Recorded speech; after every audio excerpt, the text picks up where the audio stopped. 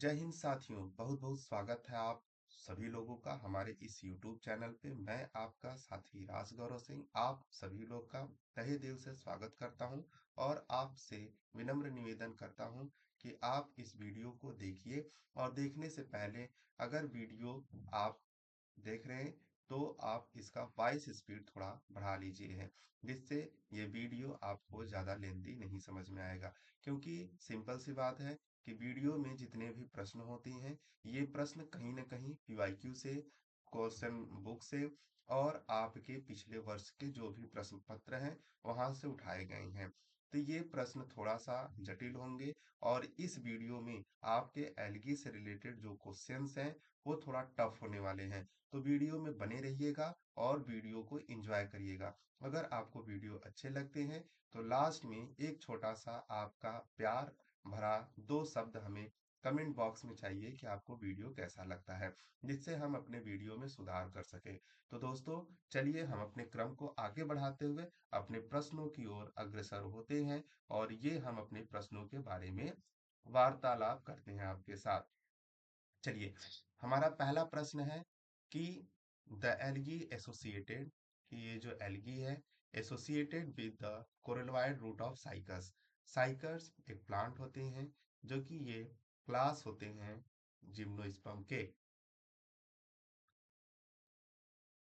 जिसके बारे में हम अभी बात करने वाले हैं। ये हमारा जैसे जैसे लेक्चर आगे बढ़ते जाएंगे वैसे ही उस नए नए अध्याय के बारे में हम पढ़ते जाएंगे। सो दोस्तों, आप इसका जवाब दीजिए कि इसका जवाब क्या होगा। कोरलवाइड रूट क्या होता है, इसके बारे में आपको हम दोस्तों बता दें कि ये साइकस पौधों में पाए जाते हैं। कोरलवाइड रूट में बेसिकली क्या होते हैं कि जो एल्गी होते हैं ये इसके अंदर होते हैं, जैसे कि नॉस्टॉक हो गया, एनाबेना हो गया। ये दोनों ऐसे एल्गी होते हैं जो कि जिम्नोस्पर्म के साथ एसोसिएशन करते हैं। तो दोस्तों, हम आपको बता दें कि अगर एसोसिएशन की बात की जाए, एसोसिएशन एसोसिएशन का मतलब होता है साथ साथ जीवन व्यतीत करना। साथ साथ जीवन व्यतीत का करने का मतलब होता है यहाँ पे टू ऑर्गेनिज्म इन्वॉल्व होते हैं, दो ऑर्गेनिज्म साथ रहते हैं और ये दोनों ऑर्गेनिज्म एक दूसरे को बेनिफिशियल पहुंचाते हैं, यानी नुकसान नहीं, दोनों को फायदा होता है। साथ साथ रहने का क्या फायदा होता है, आइए इसके बारे में हम जानते हैं। तो दोस्तों, हम आपको बता दें कि जो जिम्नोस्पर्म पौधा होता है ये एबल नहीं होता है कि डायरेक्ट इन्वायरमेंट से नाइट्रोजन लेके इसका नाइट्रोजन फिक्सेशन कर सके। तो ये नाइट्रोजन फिक्सेशन करने के काबिल नहीं होता है। तो ये सहारा लेता है किसका, नॉस्टॉक और एनाबेना जैसे दो एल्गियों का। अब ये सपोज करिए ये जिम्नोस्पर्म का पौधा है, इसके रूट है और ये इसके रूट में पाए जाते हैं। ये दोनों एल्गी इसके रूट में रहते हैं और ये रूट क्या करता है कि इन दोनों को रहने के लिए स्थान देता है और इसके बदले ये जो एल्गी हैं इस पौधे को नाइट्रोजन को नाइट्रेट नाइट्रोजन को वाटर से रिएक्ट करा के नाइट्रेट और नाइट्राइट में चेंज करके इसको पौधे को देते हैं। तो इस प्रकार से दोनों ऑर्गेनिज्म साथ साथ जीवन व्यतीत करते हैं। तो ये कही खास बात कोरलवाइड रूट के बारे में। वैसे ही दोस्तों, एक आप लोग और देखेंगे आगे चल के, जैसे हम लेग्यूमिनस पौधे के बारे में बात करेंगे। ये लेग्यूमिनस प्लांट जो होते हैं साथियों, ये होते हैं एंजियोस्पर्मिक प्लांट। ये होते हैं एंजियोस्पर्मिक प्लांट, यहाँ पे होते हैं। अब इस एंजियोस्पर्मिक प्लांट के अंदर क्या होते हैं, लेग्यूमिनस, यानी कि अगर हम बात कर दें तो ये दलहनी पौधे होते हैं। जितने भी आप लोग दाल खाते हैं, दाल जो होते हैं ये लेग्यूमिनस प्लांट से बिलोंग करते हैं, यानी लेग्यूमिनेसी फैमिली से बिलोंग करते हैं। इन पौधों में भी सेम प्रोसेस होता है, बस यहाँ पे क्या होते हैं, यहाँ पे बैक्टीरियाज होते हैं जो कि इनके साथ लगे रहते हैं। जैसे राइजोबियम होता है, एनाबेना होता है, ये सब एल्गी, बैक्टीरिया, फंजाई के साथ ये एसोसिएशन करते हैं और इनका वही काम होता है कि ये भी इन पौधों को नाइट्रोजन फिक्स करके वायुमंडल से देते हैं। क्योंकि जितने भी जिम्नोस्पर्म से ही ये प्रथा चली आ रही है कि चाहे एंजियोस्पर्म हो चाहे जिम्नोस्पर्म प्लांट हो, ये एबल नहीं होते हैं कि डायरेक्ट नाइट्रोजन को नाइट्रेट के फॉर्म में कन्वर्ट कर सके। तो ये सहायता लेते हैं इस प्रकार का सहायता इनमें चलती है। एक प्रकार की और एसोसिएशन देखने को मिलती है साथियों, तो आप उसे याद रखिएगा, जिसे हम कहते हैं लाइकेन। क्या कहते हैं? लाइकेन, जिसे हम बोलते हैं सहवाग। अब देखिए, सहवाग का मतलब है यहाँ पे दो ऑर्गेनिज्म इन्वॉल्व होते हैं। कौन कौन से? सहवाग से यानी कि हो गया यहाँ पे एल्गी, और क से हो गया फंजाई यानी कवक। तो यहाँ पे दो होते हैं। अभी जो एल्गी और फंजाई होते हैं, इनके एसोसिएशन से जो बनता है उसे हम लोग कहते हैं लाइकेन कहते हैं। एल्गी के अंदर क्या होता है? एबिलिटी होती है कि ये फोटोसिंथेसिस की प्रोसेस कर सकती है। अब ये एबिलिटी की वजह से जब ये फोटोसिंथेसिस करती है, तो साथियों आपको पता है कि यहाँ पे ग्लूकोज बनता है। और फंजाई के अंदर एबिलिटी ये है कि ये किसी भी पत्थर से, किसी भी मिट्टी से, किसी भी स्थान पे ये मृदा से जुड़ सकता है। यानी इसके अंदर क्या है? पकड़ने की शक्ति है। तो ये शैवाल जो होता है, लाइकेन पाया जाता है जहाँ पे झरने होते हैं, जहाँ पे झरने गिरते हैं, यानी हिलीज एरिया में। अब पानी का बहाव तेज होने की वजह से पत्थर पे एल्गी तो नहीं रुक सकता है, लेकिन फंजाई वहां पे रुक सकता है। तो पत्थर चिकना होने की वजह से वहां पे एल्गी नहीं टिक पाता है। तो फंजाई आता है यानी कवक, उस पत्थर के ऊपर रुकता है, और उस पत्थर से, सॉयल से क्या करता है? वाटर और मिनरल्स को एब्जॉर्ब करके किसको दे देता है? एल्गी को दे देता है। और एल्गी फूड बना के किसको देता है? फंजाई में। इसके साथ ये दोनों जीव जो होते हैं, साथ साथ जीवन यापन करते हैं। जैसे एक शिक्षक और एक प्रशिक्षु, दोनों में क्या होते हैं? एक दूसरे पे डिपेंड रहते हैं। प्रशिक्षु शिक्षक से क्या करता है? शिक्षण ग्रहण करता है, और प्रशिक्षु उसके बदले में शिक्षक को पैसा देता है। तो जिसके वजह से दोनों में संबंध बनी रहती है, आदान और प्रदान का। वैसे एल्गी और फंजाई है। वैसे कोरलवाइड रूट यानी जो साइकस पौधे हैं, उनमें एल्गी और जिम्नोस्पर्म पौधे के बीच में समायोजन है। वैसे लेग्यूमिनस प्लांट, एंजियोस्पर्मिक प्लांट और जो बैक्टीरिया, उनके बीच में समायोजन है। तो इस प्रकार से ये कहानियां चली आ रही हैं। ठीक है साथियों, चलिए हम अपने नए प्रश्न की तरफ बढ़ते हैं। हमारा ये अगला प्रश्न रहा, विच of the following is parasitic algae. ये डायरेक्ट क्वेश्चन है, आपको यहाँ पे कोई कॉन्सेप्ट नहीं लगाना है, आपको इसे रटना पड़ेगा। तो चलिए दोस्तों, इसका जवाब ढूंढते हैं कि इसका जवाब क्या है। तो इसका जवाब है साथियों, सिफेल्यूरॉन्स। ठीक है। अब सिफेल्यूरॉन्स इसका क्या है? आंसर है। सिफेल्यूरॉन्स क्या है? Cephaleuros is a genus of parasitic thalloid green algae होता है, जो कि अप्रोक्सीमेटली इसके 14 प्रजाति पाई जाती हैं। और it common name is red rust. इसका कॉमन नेम क्या है साथियों? तो इसका कॉमन नेम है red rust, that infect T, coffee and coconuts plants causing algal leaf spot या एल्गल रस्ट। यानी ये कॉफी पौधे पे, कोकोनट के पौधे पे, और एल्गी का जो लीफ स्पॉट होता है, उस पे ये कारगर होते हैं, और उन पौधों को भारी मात्रा में नुकसान पहुंचाने का काम करते हैं, क्योंकि ये बेनिफिशियल नहीं है। चलिए साथियों, इसके साथ हम आगे अपने एक नए प्रश्न की तरफ बढ़ते हैं, जो कि एक महत्वपूर्ण प्रश्न है, जिसके बारे में आपको जानना जरूरी है। तो साथियों, अगर हम बात कर ले कि अगला प्रश्न है, पाल्मेला स्टेज अकर इन। तो पाल्मेला स्टेज किसमें पाया जाता है? तो आप इसके बारे में दीजिए और बताइए इसका जवाब क्या होगा। चलिए साथियों, हम बताते हैं इसका आंसर, कि इसका आंसर होगा क्लेमाइडोमोनास और यूलोथ्रिक्स। तो साथियों आपको बता दें कि जितने भी लोअर प्लांट्स आते हैं, लोअर प्लांट्स यानी कि अगर हम बात कर लें कि जो प्लांट्स होते हैं, उनको दो कैटेगरियों में डिवाइड किया जाता है। एक लोअर प्लांट्स और एक हायर प्लांट होते हैं। तो साथियों आपको हम बता दें कि जो लोअर प्लांट्स होते हैं, उनमें क्या होते हैं कि फ्लावर्स नहीं होते हैं, सीड नहीं होते हैं। तो बेसिकली अगर हम हायर प्लांट्स में अगर कंक्लूड करें, तो यहाँ पे जिम्नो और एंजियोस्पर्म आ जाते हैं। जिम्नो और यहाँ पे एंजियो आते हैं। लेकिन वहीं अगर लोअर प्लांट्स के बारे में बात करें, तो सबसे पहले अगर बात करते हैं तो एल्गी आता है। फिर ब्रायो आता है, ब्रायोफाइट्स के बारे में हम लोग बात करेंगे। फिर हम लोग टेरिडोफाइट्स के बारे में बात करेंगे। ठीक है। और देन फिर हम उसके बाद बात करते हैं जिम्नोस्पर्म, और देन एंजियोस्पर्म की बात करते हैं। तो हायर प्लांट्स यानी ये लोअर से लेके हायर की तरफ अगर हम जाते हैं, तो यहाँ पे पौधों की स्पीसीज और वेराइटीज भी अधिक मात्रा में पाई जाती है। तो इससे हम ये कंक्लूड कर सकते हैं कि क्या लोअर प्लांट्स में डाइवर्सिटी ऑफ प्लांट्स नहीं होगी? जी हाँ, बिल्कुल, इनमें डाइवर्सिटी और अधिक होती है, क्योंकि ये प्लांट्स डेवलप नहीं होती, ये स्ट्रगल करते रहते हैं कि इन्हें कैसे उस इन्वायरमेंट में अपने आप को अडॉप्ट करना है। क्योंकि जितने भी लोअर प्लांट्स होते हैं, ये कहीं ना कहीं कंप्लीट या इनकम्प्लीट रूप से अगर हम बात करें कि एल्गी और ब्राई, ये कंप्लीटली क्या होते हैं कि वाटर के ऊपर डिपेंड होते हैं। बट वहीं अगर हम बात करें तो टेरिडोफाइट्स लेस वाटर के लिए एसेंशियल इसके लिए होती है। लेकिन अगर जिम्नोस्पर्म के और एंजियोस्पर्म की बात करें तो वाटर इनके लिए नीड होती है, लेकिन ये इसके ऊपर फुल डिपेंडेंट नहीं होते हैं, क्योंकि इनके पास वेल डेवलप रूट्स पाई जाती है।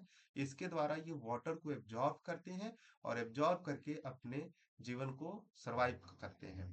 तो इस प्रकार से इनमें क्या होता है कि वाटर की नीड वहाँ जो हद तक होती है कम हो जाती है। लेकिन एल्गी और ब्रायो की बात करें तो इन्हें बहुत ज्यादा मात्रा में चाहिए, क्योंकि ये उसी जगह पे ग्रो करते हैं जहाँ पे वाटर हो, सैडी प्लेसेस हो, उसी स्थान पे। तो साथियों, आपको बता दें पाल्मेला स्टेज क्या होते हैं। तो दोस्तों, अगर हम जैसे जैसे एल्गी पढ़ रहे हैं, जैसे लोअर प्लांट्स के बारे में बात करेंगे, तो वहां पे हमें पढ़ने को मिलेगा कि जितने भी ये सब लोअर प्लांट्स होते हैं, इनमें एक स्ट्रगल फेज होती है। और ये स्ट्रगल फेज किस प्रकार की होती है? इनमें सरवाइव करने के लिए। यानी अगर हम बात करें कि जितने भी ऑर्गेनिज्म हैं जो वाटर के अंदर सरवाइव करते हैं, जो कि सर्वाइवल के लिए एक दूसरे से फाइट करते रहते हैं, उनमें सबसे बड़ी परिस्थिति ये उत्पन्न हो जाती है कि वो कैसे सरवाइव करें। अगर वाटर कम हो जाए या वाटर के अंदर, अब जैसे वाटर है, या तो वाटर की मात्रा कम हो जाए, तब वो कैसे अपने आप को सरवाइव करेंगे। अगर वाटर है, वाटर के अंदर अगर सॉल्ट का कंसंट्रेशन ज्यादा हो जाए, तब वो कैसे अपने आप को सरवाइव करेंगे। और आयंस की मात्रा अगर उसमें बढ़ जाए, तब वो कैसे अपने आप को कैसे सरवाइव करेंगे। और अगर उसमें पॉल्यूटेंट्स की मात्रा अगर बढ़ जाए, तो वाटर के अंदर रहने वाले जो जीव हैं कैसे वो जीवित रहेंगे। तो इन सारी समस्याओं को देखते हुए नेचर ने इन लोअर प्लांट्स के अंदर एक ऐसी एबिलिटी दी, जिसके वजह से ये अपने आप को इस वाटर के अंदर एडॉप्ट कर लेते हैं और सरवाइव करने के नए नए हथकंडे अपनाते रहते हैं। यानी अपने शरीर के अंदर नए नए स्ट्रक्चर को डेवलप करते रहते हैं। तो यहाँ पे जो स्ट्रक्चर है, यहाँ पे इनके अंदर न्यू स्ट्रक्चर यहाँ पे डेवलप्ड हो जाती है साथ में। तो चलिए इसी क्रम में हम बात करते हैं। जैसे यहाँ पे पाल्मेला स्टेज है, अभी जैसे है पाल्मेला स्टेज बना लिए, पाल्मेला स्टेज, ठीक है। वहीं ये फॉर्म करते हैं हेट्रोसिस्ट, हेट्रोसिस्ट का फॉर्म करते हैं। वहीं एकाइनेट स्पोर का फॉर्मेशन भी ये करते हैं। तो अब ये अलग अलग टर्म्स होते हैं, ये अलग अलग अनफेवरेबल कंडीशन में इनके जीने के लिए सर्वाइवल के तरीके हैं कि कैसे ये अपने आप को जिए, सर्वाइवल स्टेज है। अब देखिए पाल्मेला स्टेज में दोस्तों, अगर हम आपको बता दें, तो जैसे सपोज करिए कि एक कॉलोनी वाला एल्गी है, ठीक है। अब एक कॉलोनी में एल्गी अपने आप को सरवाइव कर रहा है, तो ये क्या करता है कि अब सपोज करिए कि ये एल्गी है, सरवाइव कर रहा है। पाल्मेला स्टेज में क्या होता है कि अगर यहाँ पे मान लीजिए साल्ट का कंसंट्रेशन बढ़ गया, वाटर का कंसंट्रेशन कम हो गया, या वाटर तो पर्याप्त है लेकिन साल्ट का कंसंट्रेशन बढ़ जाने की वजह से ये क्या करते हैं कि ये जो एल्गी होते हैं, जो क्लेमाइडोमोनास, स्यूडोथ्रिक्स, ये सब जो होती हैं, ये अपने चारों क्या होते हैं, एक स्पेशलाइज एक लेयर बना लेते हैं। उस लेयर को बोलते हैं म्यूसेलिजिनस का लेयर। क्या कहते हैं उसे? म्यूसिलेजिनस। यानी एक चिकना आवरण का निर्माण कर लेते हैं, ठीक है, जिससे वो अपने आप को बचा सकते हैं।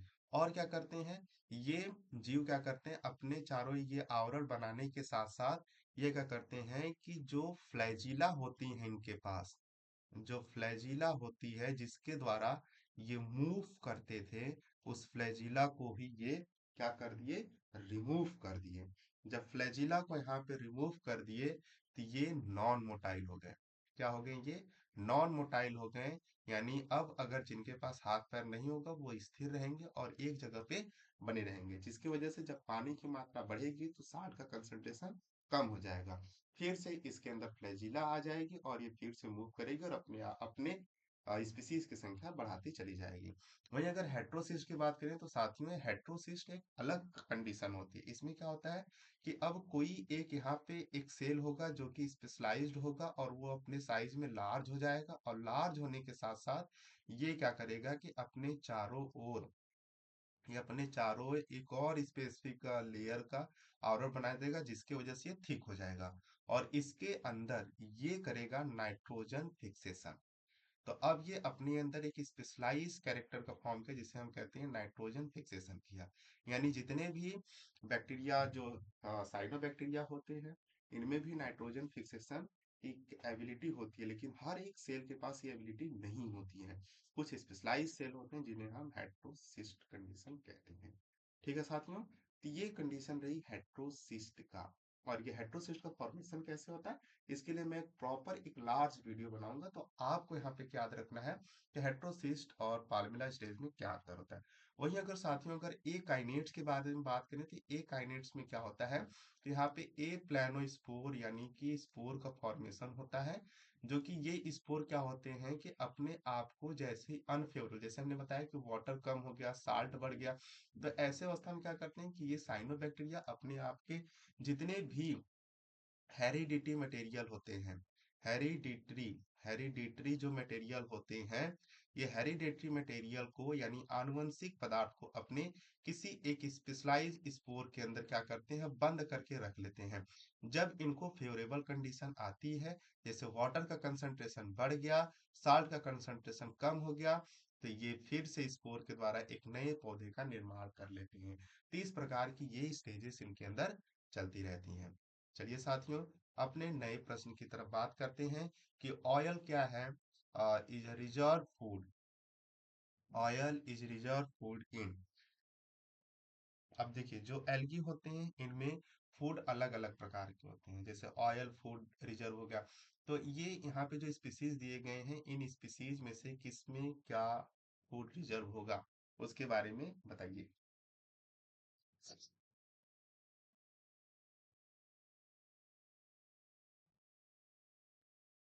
चलिए, इसका आंसर है वाउचेरिया। वाउचेरिया जो एल्गी होता है, ये जीनस होता है किसका, जैंथोफाइसी का। ये जैंथोफाइसी एल्गी यानी जैंथोफाइसी फैमिली से बिलोंग करता है वाउचेरिया। इसके अंदर जो होता है फूड कैसा होता है, ऑयल फूड रिजर्व होता है। और इसे हम ऑयल फूड जो है इसे ल्यूकोसीन भी कहते हैं। क्या कहते हैं, ल्यूकोसीन भी कहते हैं। यानी जितने भी जैंथोफाइस फैमिली होते हैं, इनमें जितने भी स्पीसीज हैं, इनके अंदर ऑयल के साथ साथ ल्यूकोसीन नामक जो पदार्थ होती है ये फूड रिजर्व के अंदर रहती है। और वहीं सिस्टमेटिक पोजीशन की अगर इसकी बात करें, तो ये जो आउचेरिया है, इसे हमेशा जो फिश फिश साइंटिस्ट हैं, उन्होंने इसके बारे में क्लासिफिकेशन इसका दिया है। अ, उन्होंने इस पे इसको ऑर्डर में रखा है, कभी कभी पूछ देता है, तो इसको ऑर्डर में रखा है साइफोनेल्स, साइफोनेल्स ऑर्डर में इसको रखा है। और स्मिथ की अगर क्लासिफिकेशन की बात कर लें, तो स्मिथ के क्लासिफिकेशन में इसे हेट्रोसाइफोनेल्स के अंदर रखा गया है, जो कि क्लास जैंथोफिल्स के अंदर ही है। हेट्रोसाइफोनेल्स।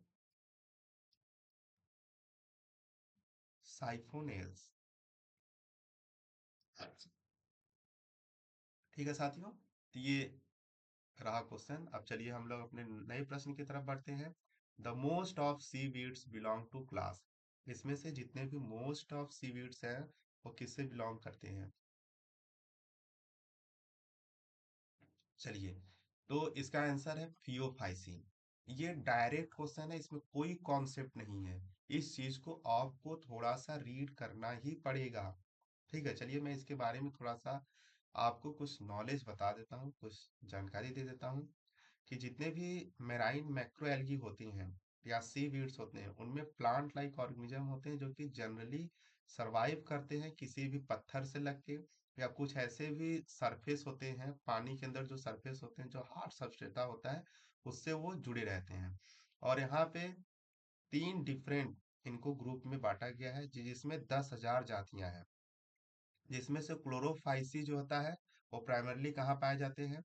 फ्रेश वाटर में पाए जाते हैं। ओनली 10% होते हैं एल्गी जो कि मेराइन में पाए जाते हैं, लेकिन वहीं 90% जो होते हैं फ्रेश वाटर में पाए जाते हैं स्मिथ के अनुसार। और अप्रोक्सीमेटली अगर हम बात करें कि 350 जेनरा जो होते हैं, कितने? 350 जेनरा, 350 जेनरा, और 2650 लिविंग स्पीसीज हैं। 2650 लिविंग स्पीसीज हैं क्लोरोफाइसी के। किसके? क्लोरोफाइसिस के, ठीक है। यानी 350 जेनरा में से 2650 लिविंग स्पीसीज हैं, और बाकी के बारे में भी कोई डेटा नहीं है। वहीं अगर डाइनोफ्लैजिलेट्स की बात कर लें, जिसे हम डाइनोफाइसी के अंदर रखते हैं, और डाइनोफाइसी के अंदर हम बात कर लें तो 130 जेनरा है। डाइनोफाइसी के अंदर 130 जेनरा है, और इस 130 जेनरा के अंदर 2000 स्पीसीज हैं। कितने? 2000 स्पीसीज हैं। और ये मोस्टली कैसे होती है? मोस्टली है मेराइन, ठीक है साथियों, जिन्हें हम प्लैंकटन कहते हैं। But they also common in fresh water habitat, लेकिन ये फ्रेश वाटर में भी पाए जाते हैं। वहीं अगर साथियों अगर फियोफाइसी के बारे में अगर हम बात कर ले, तो फियोफाइसी की अगर हम बात कर ले तो ये लार्ज ग्रुप होता है, एल्गी का सबसे लार्ज ग्रुप होता है एल्गी, जिसमें 240 जेनरा होते हैं। इसमें 240 जेनरा होते हैं, और लगभग 1500 स्पीसीज, कितने? 1500 स्पीसीज इसमें जो है पाए जाते हैं। और सबसे अगर लार्ज की बात करें तो रोडोफाइसी होती है। सबसे लार्ज की अगर हम बात करें तो रोडोफाइसी होती है, सबसे लार्ज होती है। इसके बारे में थोड़ा सा जानकारी आपको दे दे कि इसमें 831 यानी 831 जेनरा होते हैं, जबकि इसमें 5250 स्पीसीज मेजोरिटी फॉर्म में पाए जाते हैं। और जो सीवीड्स होते हैं ये रेड एल्गी के ज़्यादा पाए जाते हैं। देयर आर मोर रोडोफाइसी, जहाँ पे 400 स्पीसीज पाए जाते हैं। और अदर मेजर सीवीड्स की अगर हम बात कर लें तो यहाँ पे एक बुक है, उस बुक के अनुसार फोर्थ एडिशन में साइनोफाइसी जो है ये सबसे पुरानी ग्रुप है। यानी अगर हम साइनोफाइसी की बात कर लें तो ये सबसे प्रिमिटिव ग्रुप है। सबसे प्रिमिटिव, ये क्वेश्चन भी पूछ सकता है कि साइनोफाइसी क्या होता है? सबसे प्रिमिटिव ग्रुप है, ठीक है, जहाँ पे 150 जेनरा है। कितने हैं? 150 जेनरा है। और अगर स्पीसीज की बात कर ले तो 2500 स्पीसीज इसमें पाई जाती हैं। ठीक है साथियों, तो एक छोटा सा एक इंफॉर्मेशन था आपके लिए। चलिए अब हम नेक्स्ट अपने प्रश्न की तरफ आगे बढ़ते हैं। चलिए अगला प्रश्न ये रहा, gametic meiosis take place in. Gametic meiosis क्या होता है? तो गैमेटिक मियोसिस के बारे में आपको जरूर पता होना चाहिए, क्योंकि मैंने अपने इस मैराथन पीआई की सीरीज में लेक्चर नंबर 2 में मैंने इसके बारे में कंक्लूड किया है कि मियोसिस क्या होते हैं। तो अभी हम लोअर प्लांट्स के बारे में पढ़ रहे हैं, तो इसके बारे में आपको जानकारी होना बहुत जरूरी है। अब देखिए, चलिए हम इसके बारे में बात कर लेते हैं कि अगर गैमीट का फॉर्मेशन हो रहा है, तो गैमीट का फॉर्मेशन अगर हो रहा है तो जाहिर सी बात है कि यहाँ पे मियोसिस जैसी कंडीशन जरूर होगी। तो मियोसिस होगा तो ही क्या बनते हैं? यहाँ पे गैमीट बनते हैं। आपको प्रीवियस नॉलेज के अनुसार आपको बता दें कि गैमीट बिना मियोसिस के नहीं बनते हैं। और जैसे मियोसिस होता है तो gamete, two different gamete fuse करते हैं, तो दोस्तों बनता है जाइगोट बनता है। इसी के आधार पे अगर हम बात करें, कुछ आपको नॉलेज की तरफ बता दें कि जैसे मल्टीसेलुलर, यानी कि अभी जो गैमीट होते हैं कैसे होते हैं?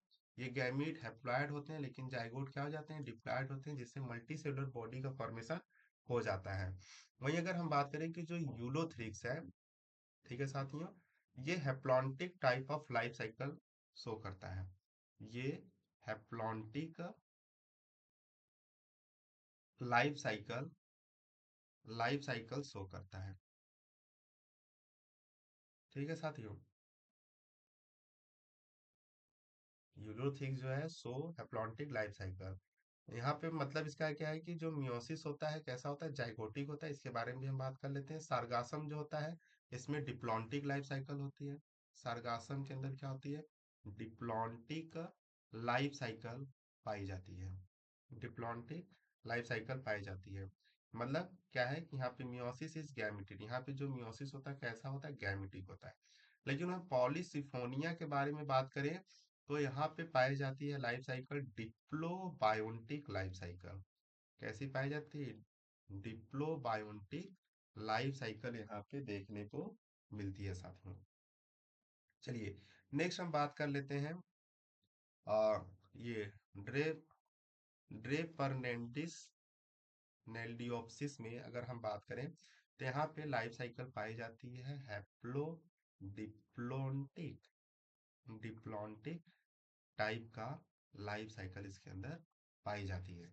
चलिए अगर हम बात करें तो तीन प्रकार के ये जो लाइफ साइकिल है पाए जाते हैं।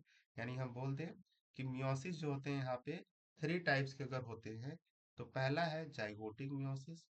जाइगोटिक मियोसिस को समझते हैं कि इसमें क्या होता है कि जाइगोटिक मियोसिस में सपोज करिए जाइगोट है जो कि टूयन बॉडी है, ठीक है। अब ये जाइगोट में क्या हो जाएगा? जाइगोट में होगा साथियों मियोसिस। और मियोसिस होने के उपरांत यहाँ पे बनेंगे हैप्लॉइड सेल। क्या बनेंगे साथियों? यहाँ पे हैप्लॉइड सेल बनेंगे। और हैप्लॉइड सेल या तो फिर हम इसे इंडिविजुअल्स भी कह सकते हैं। अब जैसे ये बनते हैं साथियों, यहाँ पे इसे हम क्या टर्म देते हैं? ये है गैमीट।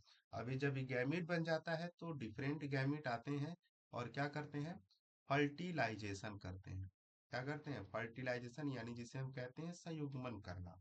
और जैसे संयुग्मन करते हैं फिर से ये बॉडी जो है जाइगोट का फॉर्मेशन कर देते हैं।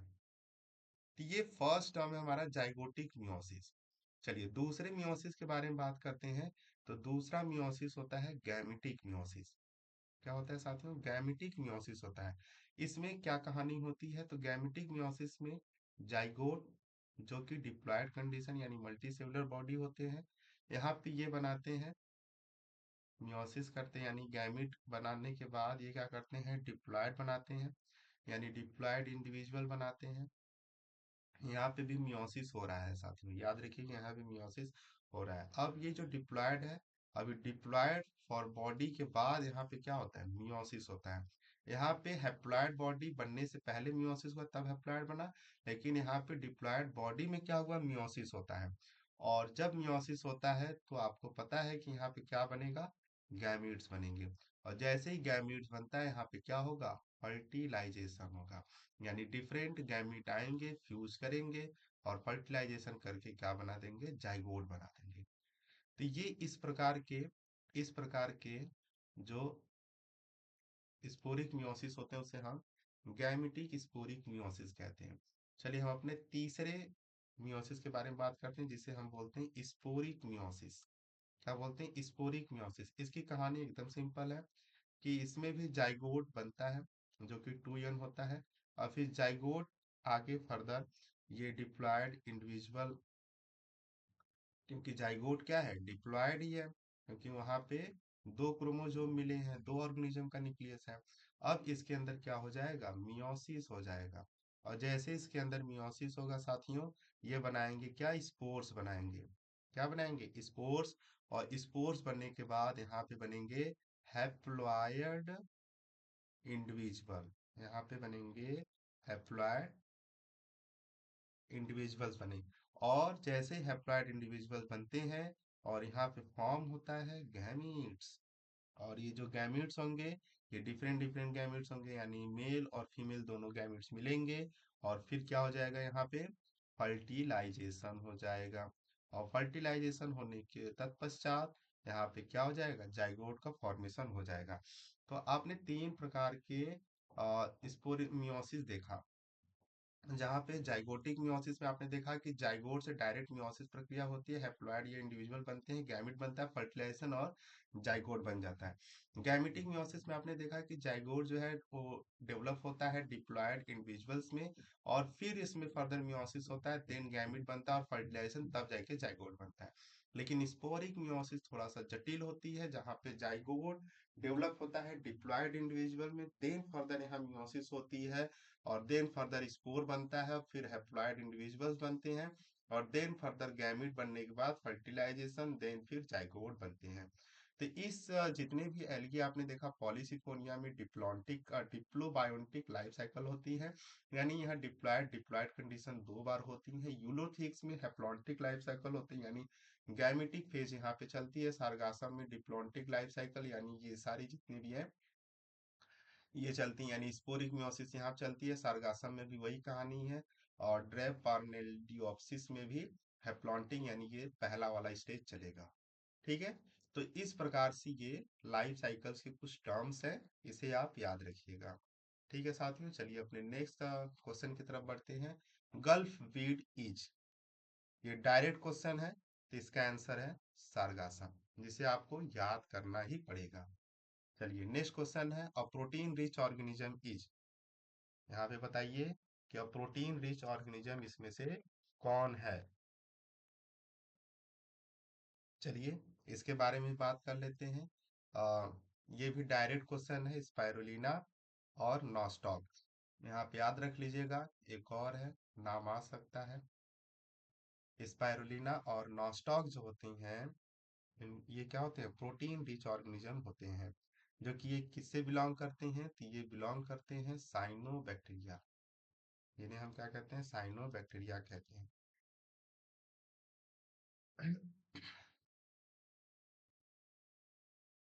और इसे कॉमर्शियल यूज पे पूरे वर्ल्ड वाइड यानी पूरे दुनिया में इसे उगाया जाता है, क्योंकि ये प्रोटीन रिच होता है। ठीक है, और दोस्तों अगर आपको बता दें कि इसमें प्रोटीन कंटेंट कितना होता है, तो 60 to 70% इसमें प्रोटीन होता है। इसे जो स्पेस ट्रेवलर होते हैं इसका यूज करते हैं अंतरिक्ष में ले जाने के लिए, क्योंकि वहां पे प्रॉपर उनको फूड नहीं मिलती है। तो स्पेस ट्रेवलर के लिए ये एक प्रोटीन का एकमात्र साधन होता है, जो कि वो अंतरिक्ष में यानी कि स्पेस में ले जाते हैं, जिससे इसको खाते हैं तो उनके बॉडी के अंदर प्रोटीन बरकरार रहती है। ठीक है साथियों, चलिए अपने नए प्रश्न की तरफ अग्रसर होते हैं। अगला प्रश्न ये रहा, iodine is commercially obtain from, ये भी डायरेक्ट क्वेश्चन है, आपको रटना ही रटना है। तो इसका जवाब है लेमिनेरिया। लेमिनेरिया क्यों? क्योंकि क्योंकि इसके अंदर क्या होता है, हाई कंसंट्रेशन में आयोडीन पाया जाता है। ठीक है, यानी जो आप आयोडीन खाते हैं, जैसे नमक में प्रचार आता है कि आपके नमक में आयोडीन है, तो जी हाँ, आयोडीन है। तो आपने आयोडीन खाते तो हैं आप, लेकिन आपको पता नहीं है कि आयोडीन किससे निकाला जाता है। तो ये किससे निकाला जाता है, आयोडीन लैमिनेरिया से निकाला जाता है। ठीक है दोस्तों, जिसका इलाज गोइटर यानी घेंघा रोग से बचने के लिए उपयुक्त होता है। ठीक है, और रफली अगर हम बात कर लें तो 150 ऐसे ऑर्गेनिज्म होते हैं, जो कि 150 माइक्रो ऑर्गेनिज्म होते हैं, जो कि per day is beneficial for preventing hypothyroidism, over consumption, can lead to kelp induce thyrotoxicosis. यानी ऐसे 150 ऑर्गेनिज्म होते हैं जो हमें थायराइड से बचा सकते हैं, लेकिन बिना आयोडीन को पॉसिबल नहीं हो सकता है। ठीक है, तो एलगी हमारे लिए कितना ज्यादा बेनिफिशियल है, ये आपको डायरेक्ट पता चल रहा है। तो लेमिनेरिया से क्या पाया जाता है, आयोडीन। चलिए नेक्स्ट क्वेश्चन की तरफ बात करते हैं दोस्तों। The source of agar agar is, आप लोग गर्मी के दिनों में ज्यादा से ज्यादा यूज करते होंगे, जो आपकी सबसे फेवरेट होगी, इसे हम लोग कहते हैं आइसक्रीम। तो ये जो आइसक्रीम बनाई जाती है साथियों, अगार अगार से ही बनाई जाती है। अगार अगार न रहे तो आइसक्रीम जमे ही ना, अच्छे से बने ही ना। तो किसका यूज किया जाता है, बताइए बताइए। तो इसमें से जितने हैं सभी का, all of the above. Option यहाँ पे एक मिस हो गया है, ऑल ऑफ द एबव, यहाँ ऑप्शन रहना चाहिए था ऑल ऑफ द एबव, इसका जवाब है। यानी ग्रेसिलेरिया, जिलेटियम, जिगार्टिना, जिगार्टेनिया, ये जितने भी होते हैं, ये सब इसके अंदर पॉलीसेकेराइड पाए जाते हैं, जो रोडोफाइसी फैमिली से बिलोंग करते हैं। एगार क्या होता है, ऑप्टेन कहाँ से किया जाता है, जेलेडियम से, ये जितने भी स्पीसीज आप देख रहे हैं इनसे एल्गी के और भी कुछ ऐसे एल्गी हैं जैसे एफनेफेल्टिया, जिगार्टिना, एकेंथियोप्टेल्सिस, ग्रेसिलेरिया। इन सब से भी अगार अगार प्राप्त किया जाता है। तो मोस्टली आपसे क्वेश्चन ग्रेसिलेरिया, जेलेडियम, ये मोस्टली कॉमन होते हैं जो कि आप ट्वेल्थ में भी, अरे सॉरी, इलेवेंथ और ट्वेल्थ के बुक में भी कंक्लूड किया गया है। चलिए दोस्तों, नेक्स्ट क्वेश्चन की तरफ बात करते हैं। आज क्वेश्चन की संख्या ज्यादा है, तो घबराइए नहीं। आप वीडियो लेक्चर को 1.5 या 1.75x पे भी देख सकते हैं। The most common nitrogen fixing algae in reach field is, अभी आप ऊपर ही पढ़ के आ रहे हैं। इस क्वेश्चन के बारे में हमने बहुत अच्छे से बता दिया है। ठीक है, तो यहाँ पे देखो most common nitrogen fixing algae. तो नाइट्रोजन फिक्सिंग, अभी वहां पे हम लोग कोरलवाइड रूट पढ़ रहे थे। देखिए नाइट्रोजन फिक्सिंग कौन होता है, तो यहाँ पे नाइट्रोजन फिक्सिंग होता है Aulosira. Aulosira. There is an extensive brownish yellow gelatinous growth on the soil. ठीक है, अब ये जो होता है मोस्ट इम्पॉर्टेंट होता है नाइट्रोजन फिक्सिंग स्पीसीज के लिए, जो कि किसमें, राइस फील्ड। अभी वहां पे हम लोग जिम्नोस्पर्म पढ़ रहे थे, यहाँ पे पढ़ रहे हैं राइस फील्ड, यानी जो भी चावल की खेती होती है उसके जो जड़ें होती हैं, धान के पौधे की जड़ों में जो एल्गी होता है वो क्या होता है, ओलोसीरा होता है। ये राइस के फील्ड में यानी राइस के पौधे के साथ एसोसिएशन करके उसे नाइट्रोजन देता है, और नाइट्रोजन के बदले अपने रहने खाने का भी व्यवस्था इंतजाम कर लेता है। ठीक है दोस्तों, तो ये राइस फील्ड में पाया जाता है। जब ये फील्ड सूख जाता है तो ये वहीं पे रहते हैं, और फिर जैसे धान की खेती होती है फिर से अपने आप को जीवित कर लेते हैं। तो ये डायरेक्ट क्वेश्चन है। चलिए नेक्स्ट क्वेश्चन है, red tides refer to bloom of algae that colour the water is red. अगर आप देखेंगे रेड टाइड्स यानी जब समुद्र में अगर आप जाएंगे तो वहां पे पानी लाल दिखेगा, या बर्फ की तरफ जाएंगे तो कुछ बर्फ लाल दिखती है, तो कि किससे दिखती है, ये कुछ एल्गी के द्वारा दिखते हैं जो ब्लूम बनते हैं। तो किस फैमिली होते हैं, डाइनोफाइसी होती है। कौन होता है, डाइनोफाइसी। डाइनोफाइसी जो होता है क्लास होता है डाइनोफ्लैजिलेट्स के, जहाँ पे जिम्नोडीनियम एक पाई जाती है। इसे हम माइक्रोस्कोपिक कहते हैं। नाम है इसका जिम्नोडीनियम। इसका नाम है जिम्नोडीनियम। ये कैसा होता है, ये माइक्रोस्कोपिक होता है। ये माइक्रोस्कोपिक होता है, मेराइन डाइनोफ्लैजिलेट्स होता है। कैसा होता है, मेराइन डाइनोफ्लैजिलेट्स होता है दोस्तों। ठीक है, और सिंगल सेल्ड होता है। कैसा होता है, सिंगल सेल्ड होता है, और फोटोसिंथेटिक ऑर्गेनिज्म होता है, यानी ये फोटोसिंथेसिस करता है और अपना फूड सेल्फ सिंथेसाइज कर लेता है। तो जितने भी ये ऑर्गेनिज्म रिस्पॉन्सिबल है रेड टाइड्स के लिए। ठीक है साथियों, चलिए अपने अगले प्रश्न की तरफ। चलिए नेक्स्ट क्वेश्चन है, the red rust of T is caused by. जो चाय होती है जिसे रेड रस्ट टी बोलते हैं, जो चाय की पत्तियां खराब हो जाती हैं, किस एल्गी के द्वारा होता है। तो इसका आंसर है सिफेल्यूरॉन्स। सिफेल्यूरॉन्स क्या होता है, जीनस होता है, genus parasitic, para sorry parasitic thalloid green algae. Thalloid green algae होता है।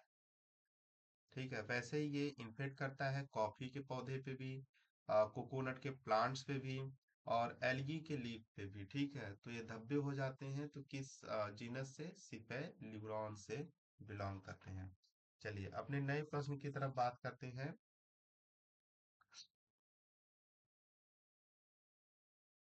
Which of the following may be considered as a probable and nearest to the ancestor of land plant, especially the bryophytes?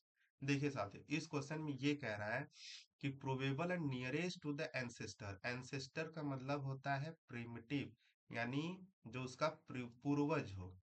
यहाँ पे बात कर रहा है पूर्वज के, एंसेस्टर के बारे में, कि जो ब्रायोफाइट्स है यानी एल्गी, और एल्गी के बाद जब पौधा आया ब्रायोफाइट्स, तो ऐसा कौन सा स्पीसीज है इसमें जो कि एल्गी और ब्रायोफाइट्स के बीच का होगा यहाँ का।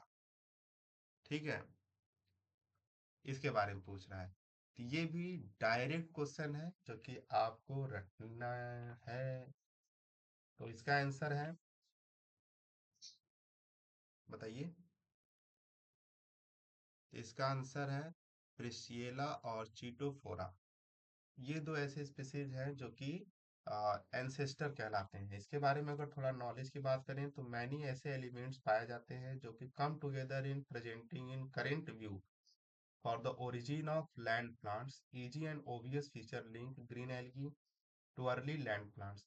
आइडेंटिकल पिगमेंटेशन टाइप इसमें पाए जाते हैं समान प्रकार के, जैसे कि क्लोरोप्लास्ट स्ट्रक्चर की अगर बात कर लें तो आइडेंटिकल स्टोरेज इसके अंदर होता है। और भी बहुत कुछ इसमें सिमिलर होते हैं, जैसे सेल वॉल हो गया, बाई फ्लैजिलेटेड होते हैं, मोटाइल सेल्स होते हैं, इनमें गैमीट का फॉर्मेशन होता है। और अगर इनमें एडल्ट मॉर्फोलॉजी के बीच की बात करें तो यहाँ पे रिसर्चर ने ये देखा कि जो प्लांट्स होते हैं इनमें एल्गर लाइक बॉडी स्ट्रक्चर पाई जाती है।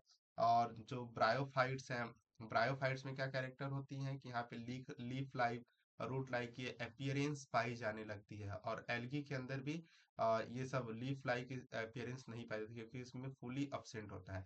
लेकिन यहाँ पे जो एंसेस्टर होते हैं ये प्रिसिएला चिटोफोरा, इसके अंदर ये कैरेक्टर डेवलप हो जाते हैं। इन दोनों में फ्लैजिला भी रहते हैं जिससे ये मूव कर सकते हैं। तो ये शो करते हैं कि ये इन दोनों के बीच का क्या है, एंसेस्टर, यानी एक प्रकार से हम बोल दें कि कनेक्टिंग लिंक बिटवीन है इसके बीच।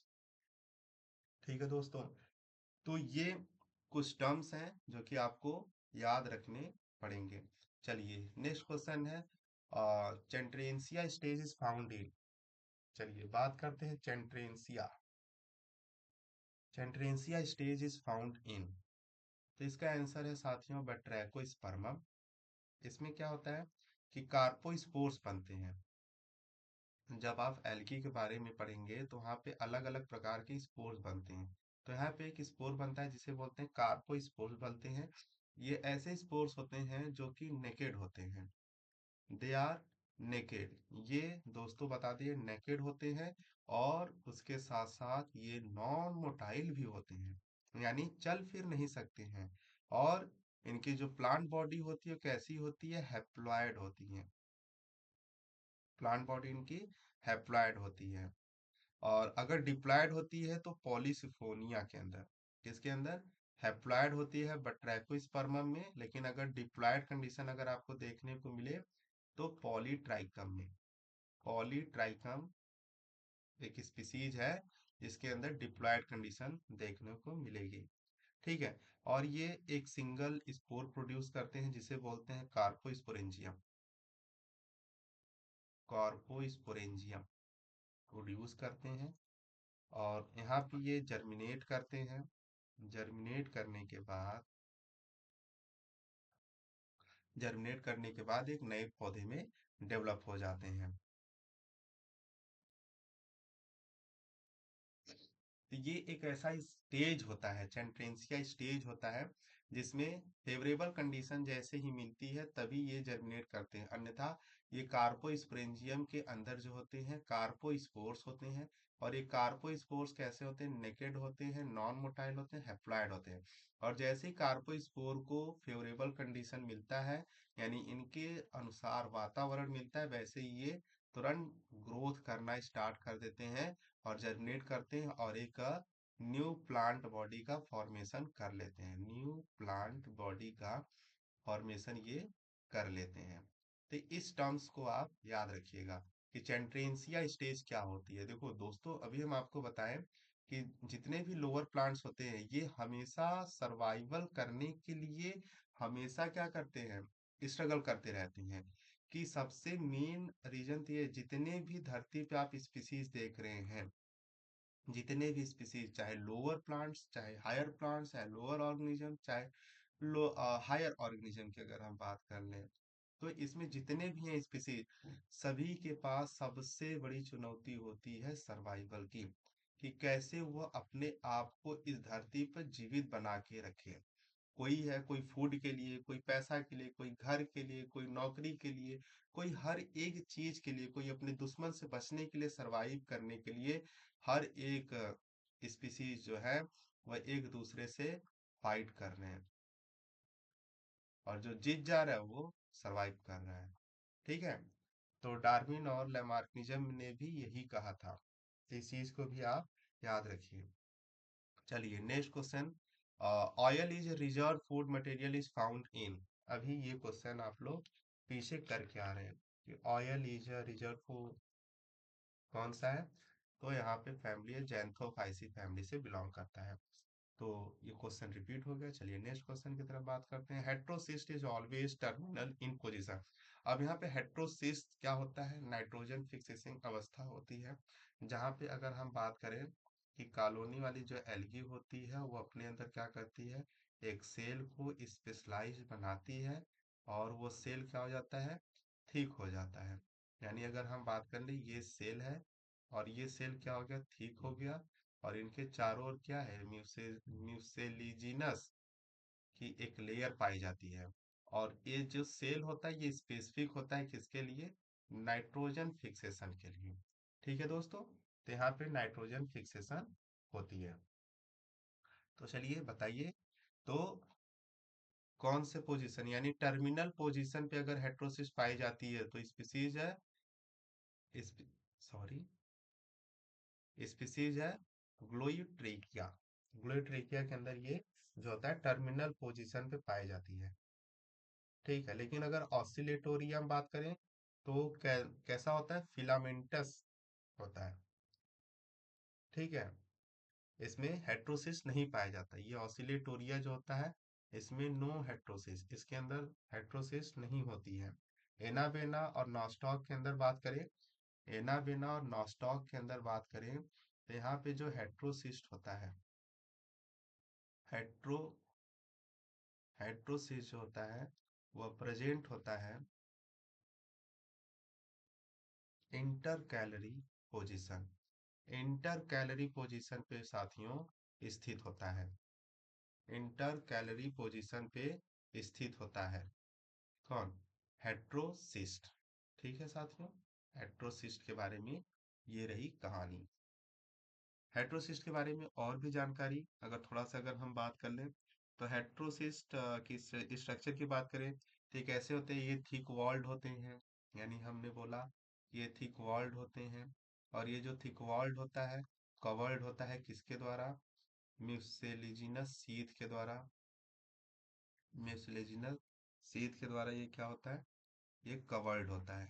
ठीक है दोस्तों, और वहीं एग्जाम्पल्स की बात कर लें, ना बेना ये सब है, इसके अंदर ये पाए जाते हैं। चलिए नेक्स्ट क्वेश्चन की तरफ हम आगे बढ़ते हैं। हमारा अगला प्रश्न रहा, neuro transmitter apparatus is found in. जो न्यूरो ट्रांसमीटर होता है ये पाया जाता है। तो दोस्तों इसका सीधा आंसर है क्लेमाइडो मोनास। क्लेमाइडो मोनास के अंदर पाया जाता है। ये एल्गी जो होता है इसमें वेजिटेटिव सेल्स पाए जाते हैं, और ज्यादातर इसमें क्या होते हैं, जो गैमीट्स होते हैं वो गैमीट्स कैसे होते हैं साथ में, जू स्पोर्स होते हैं। कैसे गैमेट्स होते हैं, जो स्पोर्स होते हैं। और जनरली जो होता है इसमें 1 to 4 या रियली मैनी प्रकार के विप्लस फ्लैजिला इसमें जो है साथियों, अगर हम बात कर लें, हे भगवान, विप्लस प्रकार की जो होती है फ्लैजिला पाई जाती है। दो दो, एक दो चार, बहुत प्रकार की फ्लैजिला इसमें पाई जाती है। लेकिन ये जो विप्लस फ्लैजिला होगी ये दोस्तों इक्वल लेंथ की होती है, यानी समान इसकी लेंथ होगी। ठीक है, और इस प्रकार से अगर हम बात कर लें, न्यूरोट्रांसमीटर इसमें पाया जाता है जिससे क्या करते हैं कि ये सेंस करते हैं और अपने प्रीडेटर को कैप्चर कर लेते हैं। ठीक है दोस्तों, चलिए नेक्स्ट क्वेश्चन की तरफ बात करते हैं। Which of the following wavelength of light is absorb by phycoerythrin, एक पिगमेंट होता है जो कि एल्गी के अंदर पाई जाती है। ये किस वेवलेंथ के लाइट को कैप्चर करती है और फोटोसिंथेसिस करती है। तो इसका जवाब आप लोग कमेंट बॉक्स में देंगे कि इसका जवाब क्या होगा। ठीक है दोस्तों, चलिए मिलते हैं नेक्स्ट वीडियो में ऐसे ही शानदार लेक्चर के साथ। और थैंक यू सो मच। अगर आपको वीडियो अच्छा लगा तो हमें जरूर बताइएगा कि वीडियो आपको कैसा लगा। हम मिलते हैं अपने नेक्स्ट वीडियो में एक नए टॉपिक के साथ, ऐसे ही शानदार प्रश्नों के साथ। और दोस्तों, आपसे विनम्र निवेदन है कि अगर आपको वीडियो अच्छा लगता है तो आप अपने साथियों को शेयर करें, जिससे उनका भी भला हो। देखो, सीट उतना ही है, अगर आप अपने साथी को भेजेंगे तो उससे दिक्कत नहीं है। आप और ज्यादा कंपटीशन में जब आएंगे तो आपके अंदर लगन बढ़ेगी, और कंपटीशन करेंगे तो एग्जाम क्लियर करेंगे। ठीक है दोस्तों, तो thank you once again for being your patience. और मिलते हैं नेक्स्ट वीडियो में हम लोग। और तब तक आप अपनी पढ़ाई जारी रखिए। ठीक है साथियों, बाय बाय, जय हिंद।